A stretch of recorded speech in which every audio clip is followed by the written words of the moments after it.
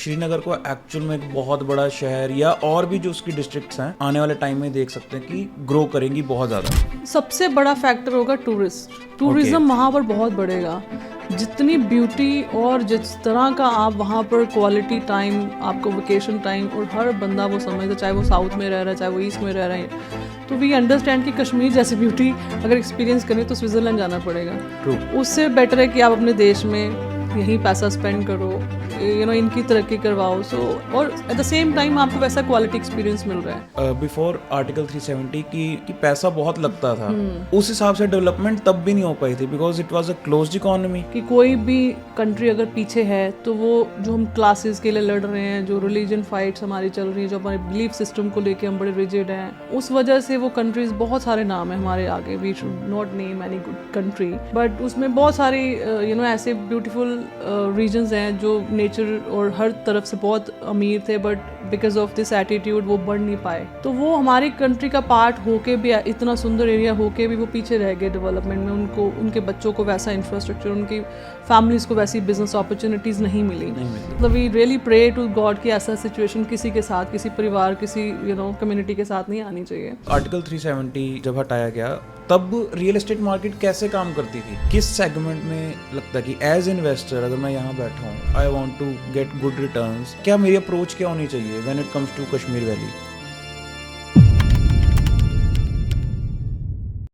Hello everyone, welcome to Pro Realtors podcast. Joining me we have our expert Miss Indrajit, and आज का जो podcast का topic है, I would request everyone to not to see from a political point of view but from real estate market point of view. So आज का topic है real estate market in Jammu and Kashmir. अब Jammu and Kashmir की जब हम बात करते हैं तो बहुत सारे क्वेश्चंस आते हैं दिमाग में बिकॉज बहुत कुछ वहाँ पे हो चुका है पॉलिटिकली एंड बहुत सारे लोगों के डाउट्स रहते हैं ना। पिछले कुछ टाइम में नो डाउट चीज़ें थोड़ी रिलैक्स हुई हैं, लोग घूमने ज़्यादा जा रहे हैं, लोग देख रहे हैं, पर एक जो लोगों के दिमाग में डाउट आता है दैट इज़ कि वहाँ की रियल एस्टेट मार्केट, बिकॉज इतनी ज़्यादा ब्यूटीफुल लैंड स्पेस है, तो वहाँ की रियल एस्टेट मार्केट कैसे बिहेव करती है। इन सारे क्वेश्चंस के बारे में like we have miss Inderjeet with us. तो जम्मू एंड कश्मीर, भारत में Switzerland. Exactly. So I don't think इतना सुंदर, इतनी ज़्यादा रिच नेचर, सीनिक व्यूज़ कहीं मिलते हैं देखने को दुनिया में। सो आइडिया क्या होता है कि इंसान ये सोचता है, visiting in the big cities, metro cities, we want to relax, तो उसके लिए हम ये बिल्डिंग्स या बड़े रोड्स या मॉल्स, हमें उस तरह से रिलैक्स नहीं कर सकते जिस तरह से नेचर के पास हम रिलैक्स होते हैं। सो इसी वजह से इतना टूरिस्ट स्विट्ज़रलैंड जाता है, इतना tourist we go to different sides in the world, we want to relax. और सबसे बड़ी फॉर्चुनेट चीज़ मुझे लगता है इंडिया के लिए है वो कश्मीर जैसा रीजन होना आपकी कंट्री में। It's like a crown, beautiful crown sitting on our country. इतना सुंदर एरिया कि जाके देखते, मैं बहुत नेचर लविंग हूँ, तो मेरे तो आंखों में आंसू आ जाते हैं, स्पेशली जब आप सुबह उठो, इतना अच्छा माहौल होता है, the kind of air quality, शायद हमारी लंग्स को आदत ही नहीं है इतनी अच्छी ऑक्सीजन ब्रीथ करने की। सो इट्स अ ब्लेसिंग, और share blessing for all of us is कि हमारी विसिनिटी में है। हम पंजाब में बैठे तो हमें we have a direct flight to Srinagar. So मैं तो दिन में 2 बार भी ट्रैवल कर लेती हूँ। Okay, we have been visiting Srinagar, we are planning, we are thinking, and it's a pipeline project for us in Srinagar. Post 370 article के बाद जो 2019 से लेके अभी तक की जो डेवलपमेंट्स हुई हैं, गवर्नमेंट का जिस तरह का फोकस है उस स्टेट के ऊपर, उस रीजन के ऊपर, एंड आई बिलीव कोई भी कंट्री हो, कोई भी देश हो, कोई भी शहर हो, उसमें आपका इतना सुंदर एरिया को आप कभी अवॉइड नहीं कर सकते जिसमें इतनी नेचर है। एंड अबव ऑल जिस तरह की वहाँ पर ट्रेडिंग है, कारपेट्स, वॉलनट्स, एप्पल्स, बहुत बड़ी मार्केट एप्पल्स की। 25,000 करोड़ की ऑफिशियल ट्रेडिंग होती है ईयरली एप्पल्स की from Kashmir. This is official number, right? तो इतना पैसा वहाँ पर है। अनफॉर्चुनेटली उस स्टेट का जो सिनेरियो रहा है आर्टिकल आने से पहले, तब तक बहुत ज़्यादा डेवलपमेंट वहाँ पर नहीं, जिस तरह से हमारा बाकी देश बड़ा है वहाँ पर इस तरह की डेवलपमेंट्स नहीं आई, इस तरह के मॉल्स नहीं आए, इस तरह की रोड्स डेवलप नहीं हुई, सो जिसके ऊपर अब पूरी गवर्नमेंट का फोकस लगा हुआ है. And obviously it will pay us very well as a country, as an economy. बहुत वैल्यू एडिशन होगा जम्मू एंड कश्मीर की तरफ से to whole to as an country. Got it. तो जैसे अब बात करते हैं जम्मू एंड कश्मीर की, तो वहाँ पे ट्रेड वगैरह सारी अपॉर्चुनिटीज़ हैं. हम जनरली एक बात बोलते होते थे बिफोर आर्टिकल 370 कि Indian government invest a lot still, मतलब at that time as well कि पैसा बहुत लगता था, बट उस हिसाब से डेवलपमेंट तब भी नहीं हो पाई थी because it was a closed economy. कहीं ना कहीं ये रीज़न था. वो बहुत थोड़ा सा प्रॉब्लम यही है कि देखो, मैं तो हमेशा से ये बात करती हूँ कि कोई भी कंट्री अगर पीछे है तो वो अपने इन जो हम क्लासेस के लिए लड़ रहे हैं, जो रिलीजन फाइट्स हमारी चल रही हैं, जो हमारे बिलीफ सिस्टम को लेके हम बड़े रिजिड हैं, उस वजह से वो कंट्रीज़, बहुत सारे नाम है हमारे आगे, we should not name any good country, but उसमें बहुत सारे ऐसे ब्यूटीफुल रीजन्स हैं जो नेचर और हर तरफ से बहुत अमीर थे, but because of this attitude वो बढ़ नहीं पाए. तो ये प्रॉब्लम्स थोड़ी सी वहाँ भी उस रीजन में रही हैं. अब सिंस 2019 जब से ये आर्टिकल 370 के ऊपर इतना स्ट्रॉन्ग स्टेप लिया गया है, हर बिजनेसमैन का, हर अच्छी कंपनी का फोकस होने वाला है जम्मू एंड कश्मीर. कुछ चीज़ें पीछे हुई भी हैं रोड नेटवर्क इंफ्रास्ट्रक्चर को लेके, जिस तरह की फंडिंग मिली है यूटी को, बहुत मेजर नंबर पैसा खर्च किया है गवर्नमेंट ने. और मैं खुद भी जाती रहती हूँ, आई एम एक्सपीरियंसिंग, इतने नए नए हाईवेज बन रहे हैं. बाकी जो इंडिया का पार्ट है उसके साथ जिस तरह से कनेक्टिविटी आ रही है, रोड ट्रैवल बहुत ईजी हो जाएगा. रादर वी विल इन्जॉय कि बाय रोड हम कश्मीर जाके आए. मैं 2 साल पहले गया था and it took me exactly 12 hours, जिसमें मैंने 2 बार स्टे करके खाना भी खाया, और 12 आवर्स लगे थे from Ludhiana to Dal lake. And पहले सुना था कि मतलब था ही नहीं, रास्ता ऐसी ही नहीं था, एग्जिस्टेंस ही नहीं थी, ऐसी पॉसिबिलिटीज ही नहीं थी, डर लगता था. एग्जैक्टली. तो वो एक चीज़ मेरे ख्याल में लोकल लोग भी समझ गए हैं. मैं नहीं कहती कि सब लोग उस बिलीफ सिस्टम में हैं, पर अगर वो टोटल पॉपुलेशन का 1% भी होंगे तो वो बाकियों को ख़राब कर रहे थे. तो उसमें वो स्टेट का अनफॉर्चुनेट टाइम रहा है कि वो इतना अच्छी कंट्री का पार्ट हो, जितनी पूरी दुनिया में हमारी डोमिनेंस बनती जा रही है. We are the strongest economy, we are very promising face in the world. तो वो हमारी कंट्री का पार्ट होके भी, इतना सुंदर एरिया होके भी वो पीछे रह गए डेवलपमेंट में. उनको, उनके बच्चों को वैसा इंफ्रास्ट्रक्चर, उनकी फैमिलीज़ को वैसी बिजनेस अपॉर्चुनिटीज़ नहीं मिली, वैसा पीसफुल एनवायरनमेंट नहीं मिला. It's very bad state. मैं नहीं, मतलब we really pray to God कि ऐसा सिचुएशन किसी के साथ, किसी परिवार, किसी कम्युनिटी के साथ नहीं आनी चाहिए.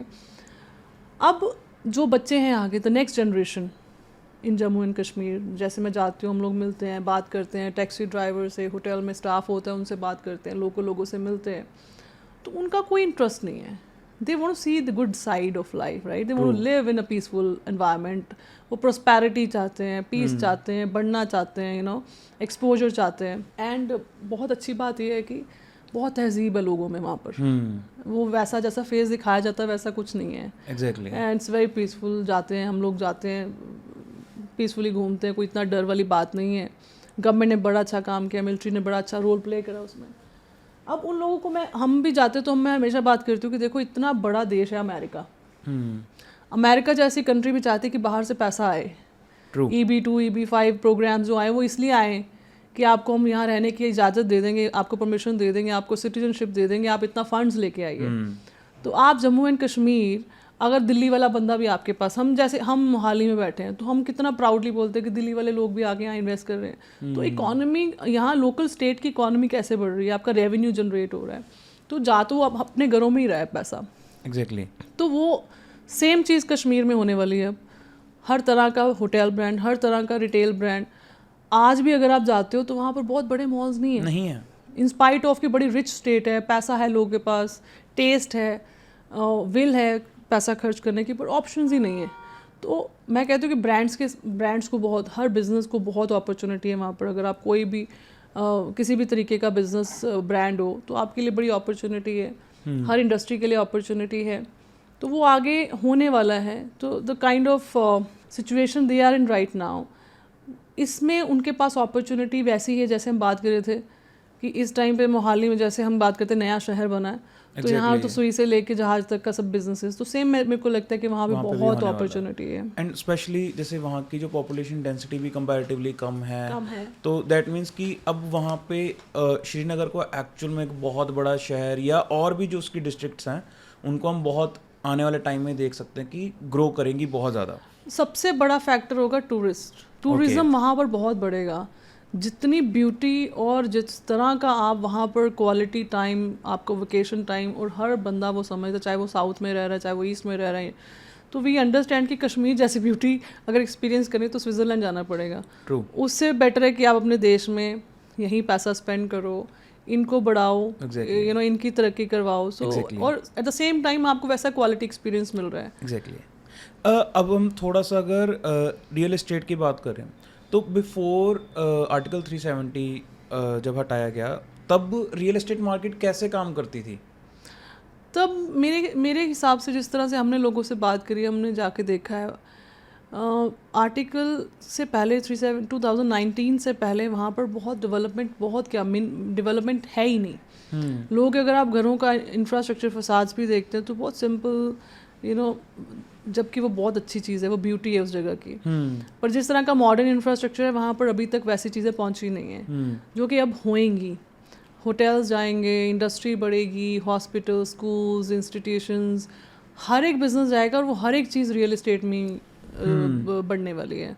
तो इस टाइम पे जिस तरह के वहाँ पर होटल्स हैं, 3-4 बड़े नाम हैं श्रीनगर में, उनके बियॉन्ड अभी तो कुछ एग्जिस्ट नहीं करते। जब भी जाना होता है सबसे बड़ी हसल श्रीनगर में यही है कि आपको होटल रूम नहीं मिलता है, और जिस तरह के प्राइजेज हैं वहाँ पर क्रेजी, उस हिसाब से वो वैल्यू नहीं मिल रही जिस हिसाब से ना वैल्यू ना एक्सपीरियंस उस होटल्स में मिलता है। बिकॉज ऑब्वियसली आपकी डोमिनेंस हो जाती है जब आप 1-2 ही ब्रांड्स होते हो, तो कंपटीशन है ही नहीं, तो क्वालिटी और जो एक कस्टमर एक्सपीरियंस है तो कंपटीशन में मिलता है, तो वो बढ़ेगा। ट्रू। तो अभी जैसे अगर JNK में, अगर स्पेसिफिकली अगर मैं कश्मीर वैली की बात करूं, तो किस सेगमेंट में लगता है कि एज इन्वेस्टर अगर मैं यहाँ बैठा हूँ, if I want to get good returns, तो किस तरह के सेगमेंट में आई शुड बी इन्वेस्टिंग, या क्या मेरी अप्रोच क्या होनी चाहिए when it comes to Kashmir valley?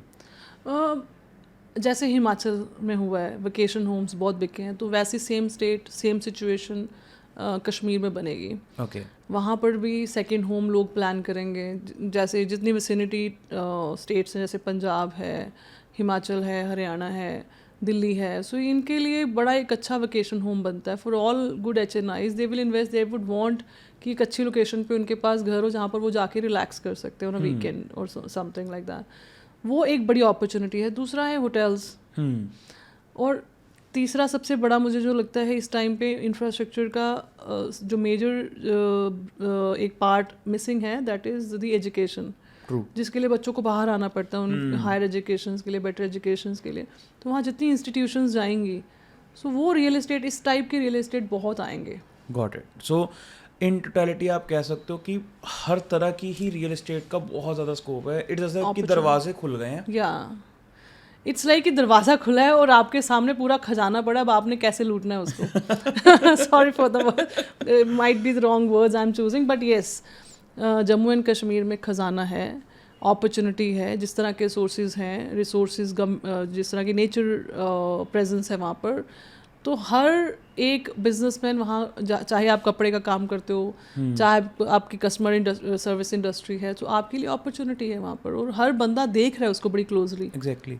आप जैसे क्योंकि गवर्नमेंट का ही पूरा ये इनिशिएटिव है, government has been always pro about कि भाई कि जम्मू एंड कश्मीर को हमें just like any other state हमें इसको भी वैसे ही ट्रीट करके वैसे ही इसको ग्रोथ फेज में लेके जाना है। एंड बिकॉज कहीं ना कहीं Jammu and Kashmir is blessed with lot of resources, तो उसका जो पोटेंशियल है वो यूज़ हो नहीं पाया, और दिखता है कि भाई कि यहाँ से बहुत ज़्यादा फ़ायदा हो सकता है इन टोटलिटी होल कंट्री को। कुछ आपने ऐसे रिसेंटली कुछ आपने ऐसे देखे हैं कि पॉलिसीज ऐसी आ रही हों या रियल एस्टेट मार्केट के लिए कुछ ऐसा गवर्नमेंट प्रमोट कर रही हो गवर्नमेंट ने प्रोजेक्ट्स के बहुत लिए? सारी policies introduce, real estate summit आया, फिर उसके बाद विकसित भारत विकसित जम्मू एंड कश्मीर एक स्ट्रैटेजी, एक पॉलिसी लाई गई है जिसमें जिस तरह से बाकी भारत बढ़ रहा है वैसे जम्मू कश्मीर भी विकसित होगा। तो ये सारी गवर्नमेंट की बहुत स्ट्रॉन्ग इनिशिएटिव है। सबसे बड़ा जो मेरे को लगता है जो चीज़ आपको चाहिए थी, आपका रोड नेटवर्क जितना स्ट्रॉन्ग होगा स्टेट के साथ, आपके बिजनेस करने के, आपके वेकेशन करने के उस स्टेट में चांसेस बढ़ जाते हैं। और आप ऐसा बनाएं उस स्टेट को कि out of India also tourist they should be forced कि आप आके यहाँ पर वेकेशन स्पेंड करो। और इतनी बड़ी इंडस्ट्री है टूरिज्म। आज हम दुबई की बात करते हैं, दुबई का मेजर पैसा जो टूरिज्म से आता है। तो अगर आप हमारे पास resources like city like Jammu and Kashmir है, इसको आप जितना दिखाएंगे अच्छा करके और उतना ही आपके पास रेवेन्यू जनरेट होगा। ट्रू कहीं ना कहीं हम कह सकते हैं कि जो जम्मू एंड कश्मीर में जो पोटेंशियल है अभी हमने सरफेस लेवल भी स्क्रैच नहीं करा। अभी हमने 2% भी उसको इन कैश नहीं करा है। उनको द लोकल पॉपुलेशन को बेनिफिट नहीं दिए हैं या उन्होंने लिए नहीं है, उनको वो मिलना चाहिए। They deserve that sort of growth. Exactly. जब हम प्रॉपर्टी प्राइसेस की बात करते हैं, क्या आपने कुछ देखा है कि अगर हम उनका कंपैरिजन कर लें, फॉर एग्जांपल जो हिमाचल में आप मनाली ले लें, है ना, जो one of the top cities हैं, उसको उसकी प्राइसिंग को अगर हम कंपेयर करें वहाँ की लैंड की प्राइसिंग को श्रीनगर की प्राइसिंग के साथ, तो अभी क्या सेम लेवल पे है या वहाँ पे prices on the lower side हैं? अभी प्राइसिंग उतनी ज़्यादा अफेक्ट नहीं हुई है। प्राइसिंग हिमाचल से या हमारे जिस एरियाज़ में हम काम करें उससे कम नहीं है। ओके, प्राइसिंग इक्वली है। आई बिलीव द चैलेंज जो वहाँ पर अभी काम करने में है, जिसके ऊपर गवर्नमेंट को थोड़ा स्ट्रेस और थोड़ा सिस्टम स्ट्रक्चर करना पड़ेगा, that is the zoning, the kind of एक जो लोकल गवर्नमेंट और ऑफिशियल्स का रोल होता है, परमिशंस होती हैं, अभी वो बहुत डिफाइंड नहीं है। ओके, फॉर एग्जांपल हमने भी were checking out one side lake के डल लेक के बिल्कुल opposite, then there are rules कि आप एक टिपिकल 100 मीटर्स 200 मीटर्स के रोड साइड्स रोड के सेंटर पॉइंट से आपको 200 मीटर्स जो जगह है वो that is non construction area. तो कोई ऑफिशियल बोलता है वो 100 मीटर होने वाला है, कोई कहता है ये 200 मीटर्स है। तो क्लैरिटी नहीं है। जब तक एक प्रॉपर गवर्नमेंट नहीं बनती है, जब तक एक प्रॉपर रीजनल सेटअप नहीं आता है, पॉलिसीज़ बड़े स्ट्रांगली मेंशन नहीं होती हैं, टीम सेट नहीं असाइन नहीं होती हैं, तो तब तक काम करना किसी भी इंडस्ट्री के लिए थोड़ा वो चैलेंज आता है जिसको गवर्नमेंट को वो करना चाहिए। Got it. सेम वे जैसे जब हमने लास्ट जब रेरा वाले पॉडकास्ट में हमने बात करी थी जी कि जब नॉर्म्स आ जाते हैं स्टेट की तरफ से तो इट बिकम्स ईजी, मतलब एक बार के लिए नो डाउट लगता है कि ये नॉर्म्स आ गए हैं, बट बिकॉज एक आपके पास एक ब्लूप्रिंट आ जाता है हाउ टू फॉलो, तो फिर बहुत इजी हो जाता है। अब चाहे वो 100 मीटर हो चाहे वो 200 मीटर हो, बट हो तो सही कुछ। इट शुड बी डिफाइंड, और वो स्ट्रक्चर ऐसा स्ट्रॉन्ग स्ट्रक्चर होना चाहिए कि इंसान को it should be provided with the policies, आपको पेपर्स पे मिल जाएं, आपको ज़रूरत नहीं है किसी इंडिविजुअल से पूछने की। That should be online. जैसे आज हम गमाडा है या पूडा है या हुडा है, हम लोग ऑनलाइन जाते हैं, we check the policy and updated policies उस पर लोडेड रहती है। So same sort of infrastructure need to be built up for that state also. Exactly. अभी क्या कुछ स्पेशल रेगुलेशंस हैं अगर हमें जम्मू एंड कश्मीर में अगर प्रॉपर्टी खरीदनी है? जैसे अगर मैं अपने लिए घर खरीदना चाहता हूँ, वोकेशन होम खरीदना चाहता हूँ, तो कुछ स्पेशल रूल्स हैं या कुछ ऐसा है आइडिया?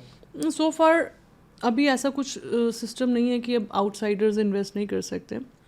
रादर 370 हटा इस वजह से है कि बाहर वाले लोग भी आके इसको एंजॉय कर पाएँ या इन्वेस्टमेंट्स कर पाएँ। तो वो अभी वो जो आपने मेजर हर्डल थी वो ख़त्म हो गई है।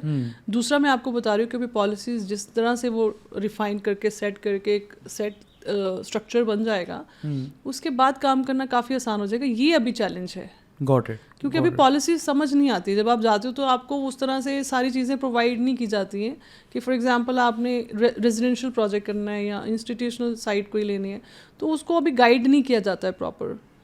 ट्रू। और एक चीज़ जो कंफर्म रहने वाली है वो ये है कि रेजिडेंशियल अभी फिर भी थोड़ा बाद में पिक होगा, पहले कमर्शियल स्पेशली जो टूरिज्म वाली जो होंगी वो तो फॉर श्योर है ही है कि आप मान के चलो कि वो द हॉटेस्ट प्रॉपर्टी रहने वाली है। वो आपने मार्केटिंग स्ट्रेटजी सुनी है मैकडोनल्ड्स की? हाँ जी, फ्रेंच फ्राइज फ्री में खिलाओ, लोगों को आदत डालो, फिर वो उसको खरीदेंगे, राइट? एग्जैक्टली। तो पहले एज एन टूरिस्ट आप विजिट करेंगे, एक आपका कनेक्ट बनता है।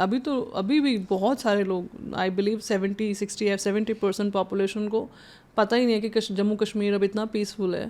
तो बहुत लोग डरते हैं जाने को। तो आपको you have to call people, invite them, make them feel connected to the city, the area, and उसके बाद जो इन्वेस्टमेंट्स आती हैं, आप कोई भी इन्वेस्टमेंट ऐसे नहीं है कि आप सोचो कि मैंने इतना पैसा लगा के एक सेकंड होम बनाना है, मैंने हिमाचल या श्रीनगर में से एक लोकेशन चूज़ करनी है। तो हिमाचल आपका एक्सपीरियंस किया हुआ है, तो आप चाहोगे कि कश्मीर जाके आप एक बार एक्सपीरियंस लें और आप कनेक्ट फील करें, राइट? बिकॉज काफ़ी अलग है वेजिटेशन वहाँ की, बहुत सुंदर है। एग्जैक्टली मतलब मेरे दिमाग में यही था कि बिकॉज हिमाचल में तो बहुत जगह गए हैं, तो एक आप परसीव करते हो कि ना वैसी सी वैली होगी, पर जब आप जाते हो वो बहुत अलग है, टोपोग्राफी चेंज हो जाती है। हम उत्तराखंड जाते हैं, हिमाचल जाते हैं, दोनों रीजन्स में बड़ा फ़र्क है। एग्जैक्टली। यहाँ के हिल्स, वहाँ के वेजिटेशंस दोनों अलग हैं। तो जब आप कश्मीर की बात करो तो Kashmir is another level exactly of vegetation, scenic, nature. Exactly. अगर मैं एक नॉर्मल एक तो है जो प्रोजेक्ट्स अभी, वैसे वहाँ पे प्रोजेक्ट्स आने स्टार्ट हो गए हैं या अभी जस्ट द बिगिनिंग? अभी नॉर्म्स की वजह से, ये गाइडलाइंस की वजह से स्ट्रक्चर बन जाए, दूसरा फिर उसके बाद अगेन वही है कि लोग, पीपल शुड फील कि हाँ अब ये पीसफुल है। उसके बाद सो फार रिलायंस ने बहुत अच्छा काम करा है वहाँ पर। रिलायंस ने 1-2 अच्छी बिल्डिंग श्रीनगर में सिटी में जो हमने वी कुड एक्सपीरियंस इतनी विजिट्स में कि ये 2-3-4 चीज़ें डेवलप हुई हैं। अभी ब्रांड्स, हम जो यहाँ पर लेबल ब्रांड्स की बात करते हैं, वर्साचे आ गया, बैलेंसियागा आएगा, बर्बरी आएगा, वहाँ पर अभी रेड टेप भी बहुत नया ब्रांड है। लोग उसके लिए इतने एक्साइटेड हैं। तो जब मैकडोनल्ड्स आएगा, डोमिनोज़ आएगा, डोमिनोज़ वहाँ पर खुल चुका है, और जब ब्रांड्स लाइक वर्साचे वहाँ पर आप शॉपिंग एक्सपीरियंस, और लोगों के पास पैसा और टेस्ट है वहाँ पर एग्जिस्टेंस नहीं है। एग्जैक्टली। एंड मेरे को तो जो सबसे बड़ी प्रॉब्लम वहाँ दिखी थी फॉर टूरिस्ट एज वेल, कि there were very few options for them, for living, for hotel stays, for hotels, for food also, for everything, for shop, मतलब शॉपिंग में भी अब लोकल मार्केट्स नो डाउट हैं, but again मेरे को लगा था कि जो लोकलाइट्स हैं उनका एक्सपोजर तो बिल्कुल भी नहीं हो पाया कि आउटसाइड वर्ल्ड में क्या चल रहा है। हम लोग तो वहाँ जाके नो डाउट वहाँ के ड्राई फ्रूट्स, वहाँ की शॉल्स वगैरह ये सब खरीद रहे हैं, पर जो लोकल कंज्यूमर है वहाँ का, उनके पास ऑप्शंस ही नहीं है। एंड वो आते भी हैं अगर शॉप करने तो ज़्यादा से ज़्यादा जम्मू में आते हैं, जम्मू में भी नहीं है ऑप्शन, बहुत एग्जिस्टेंस नहीं है। तो कहीं ना कहीं मतलब वैली उतर के भी नहीं है ऑप्शंस, बिकॉज वही अगेन क्योंकि जम्मू भी साथ के साथ ही चलता है कश्मीर के। तो मेरे को लगता है कि अब आप ये कह सकते हैं कि कश्मीर में थोड़ा अगर टाइम लगेगा, बट जम्मू में हम पहले ज़्यादा देखेंगे। जम्मू में बिकॉज ऑब्वियसली क्या होता है कि वो पीक है, तो वहाँ पर पीक पे थोड़ा सा जैसे लोगों को लगता है, जैसे हम भी जिस एरिया में, श्रीनगर में भी अभी भी कुछ एरियाज़ हैं जहाँ पर बहुत स्ट्रिक्ट एंट्रीज होती हैं। तो और आप जैसे वहाँ से नीचे उतरते हैं, जम्मू आते हैं, तो थोड़ा आपको लगता है रिलैक्स्ड हो गया, सिविलाइजेशन, मतलब obviously the peaceful environment, and बहुत आपको आर्मी या फोर्सेस नज़र नहीं आते। श्रीनगर भी बहुत पीसफुल हो गया, बट कुछ एरियाज अभी भी ऐसे हैं जहाँ पर अलाउड नहीं है लोकल, कोई भी आम आदमी ना जा पाए, तो ऐसे एरियाज़ हैं। तो वो थोड़ा सा जम्मू में कंपैरेटिवली पीसफुल है, कंपैरेटिवली लेस थ्रेटेंड है, तो वो वहाँ से शुरू करेंगे लोग और धीरे धीरे ऊपर बढ़ेंगे। एग्जैक्टली। कहीं ना कहीं आप ये कह सकते हो कि जैसे ये गाइडलाइंस आ जाएंगी अभी, तो जो जितने भी बड़े बड़े ग्रुप्स हैं वो बस प्लानिंग करके बैठे हुए हैं। आई बिलीव बहुत बड़े जो 1-2 नाम हैं which I can't mention until this official announcement, तो करना भी नहीं चाहिए, पर जो हमने एक्सपीरियंस करा है वहाँ पर जाके, बहुत बड़े नाम जो हैं इंडस्ट्री के, रियल एस्टेट में भी, डेवलपर्स, रिटेल के, वो जा रहे हैं और अपने अच्छे लैंड बैंक जो है वो बुक कर चुके हैं वहाँ पर। Okay, already started.